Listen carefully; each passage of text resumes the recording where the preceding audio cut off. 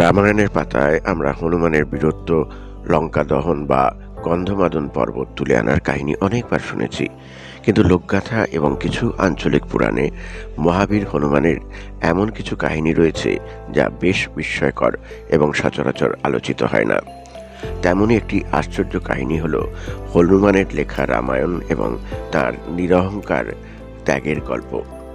লঙ্কার যুদ্ধে জয়লাভের পর শ্রীরামচন্দ্র অযোধ্যায় ফিরে রাজসিংহাসনে বসেন। রামের একনিষ্ঠ ভক্ত হনুমান কিন্তু রাজপ্রাসাদের বিলাসিতায় মত্ত হননি। তার মনে তখনও রাম নামের অমর তৃষ্ণা। তিনি স্থির করলেন হিমালয়ের নির্জনতায় গিয়ে তিনি তার প্রভু শ্রীরামের জীবনগাথা বা রামায়ণ রচনা করবেন। হনুমান হিমালয়ের এক দুর্গম পর্বত শৃঙ্গে চলে গেলেন। সেখানে প্রতিদিন স্নান ও ধ্যানের পর তিনি নখ দিয়ে পাথরের গায়ে রামের কাহিনী খোদাই করতে শুরু করলেন। হনুমান কোনো সাধারণ লেখক ছিলেন না, তিনি ছিলেন ব্যাকরণ, ছন্দ ও অলঙ্কারের দেবতা। তাঁর হৃদয়ের ভক্তি যখন পাথরের গায়ে ফুটে উঠতে লাগলো, তখন তৈরি হলো এক অপূর্ব মহাকাব্য। একে বলা হয় হনুমানদ রামায়ণ। বলা হয় এই রামায়ণ এতটাই শ্রুতিমধুর এবং নিখুঁত ছিল যে এর প্রতিটি শব্দ পড়লে পাঠকের চোখে রামের ছবি জীবন্ত হয়ে উঠত।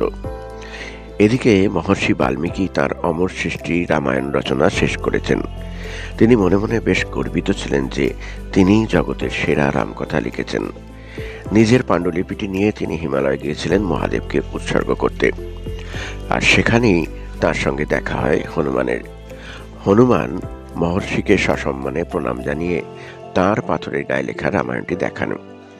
বাল্মীকি যখন সেই লেখাগুলো পড়তে শুরু করলেন, তিনি স্তম্ভিত হয়ে গেলেন। হনুমানের লেখা শ্লোকগুলোর গভীরতা, ভক্তির রস এবং ঘটনার সূক্ষ্ম বর্ণনা বাল্মীকির নিজের লেখাকে ম্লান করে দিচ্ছিল। বাল্মীকির চোখে জল চলে এলো। হনুমান কারণ জিজ্ঞেস করায় বাল্মীকি বিষণ্ণ মনে বললেন, বজ্রাঙ্গ বলি, তোমার এই রচনা আমার রামায়ণের চেয়ে অনেক বেশি উন্নত। আমার ভয় হচ্ছে মানুষ যখন তোমার এই অলৌকিক কাব্য পড়বে, তখন তারা আমার লেখা রামায়ণটি কেউ আর ফিরেও দেখবে না। আমার সারা জীবনের সাধনা ব্যর্থ হয়ে যাবে। হনুমান এক মুহূর্ত দেরি করলেন না। তার কাছে প্রভু রামের মহিমা প্রচার হওয়াই বড় কথা ছিল, কে লিখলেন তা নয়। তিনি এক কাঁধে সেই বিশাল খোদাই করা পাথরগুলো তুলে নিলেন এবং অন্য কাঁধে বাল্মীকিকে নিয়ে সমুদ্রের তীরে গেলেন। সেখানে রাম নাম উচ্চারণ করে তিনি তার অমূল্য সৃষ্টি সমুদ্রের জলে বিসর্জন দিয়ে দিলেন। তিনি বাল্মীকিকে বললেন, ঋষিবর, আপনার কাব্যই জগৎ খ্যাত হয়ে থাকুক। আমার কাছে রাম আমার হৃদয়ে আছেন, পাথরের গায়ে তার নাম থাকার প্রয়োজন নেই। এই ঘটনাটি হনুমানের অসীম ত্যাগ এবং নিরহংকারের এক চরম নিদর্শন। মহাভারতের যুদ্ধের সময় শ্রীকৃষ্ণের পরামর্শে অর্জুন তার রথের পতাকায় হনুমানকে ধারণ করেছিলেন। কিন্তু কেন? এর পেছনেও একটি চমকপ্রদ কাহিনী আছে। একবার রামেশ্বরে অর্জুনের সাথে এক বৃদ্ধ বানরের, যিনি ছদ্মবেশে হনুমানই ছিলেন, দেখা হয়। অর্জুন রামচন্দ্রের তৈরি সেতুবন্ধ দেখে দম্ভ করেছিলেন। রামচন্দ্র এত বড় যোদ্ধা হয়েও কেন বানরদের দিয়ে পাথর দিয়ে সেতু তৈরি করেছিলেন? তিনি চাইলে তো তীরের সেতুও বানাতে পারতেন। বৃদ্ধ বানরটি চ্যালেঞ্জ ছুড়ে দিয়ে বললেন, অর্জুন, তীরের সেতু কোনো বীর বানরের ওজন সহ্য করতে পারবে না। অর্জুন দর্পভাবে তীরের সেতু তৈরি করলেন, কিন্তু যেই হনুমান তার এক পা সেই সেতুর ওপর রাখলেন, অমনি তা ভেঙে চুরমার হয়ে গেল। অর্জুন নিজের ভুল বুঝতে পেরে যখন আগুনে আত্মাহুতি দিতে যাচ্ছিলেন, তখন কৃষ্ণ প্রকট হয়ে তাকে রক্ষা করেন।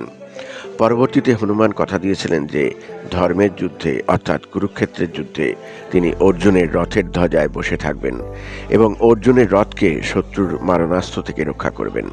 কুরুক্ষেত্রের যুদ্ধে অর্জুনের রথ যে অক্ষত ছিল, তা কেবল কৃষ্ণের সারথি হওয়ার জন্য নয়, বরং হনুমানের সেই অতি প্রাকৃত শক্তির অবস্থানের কারণেও।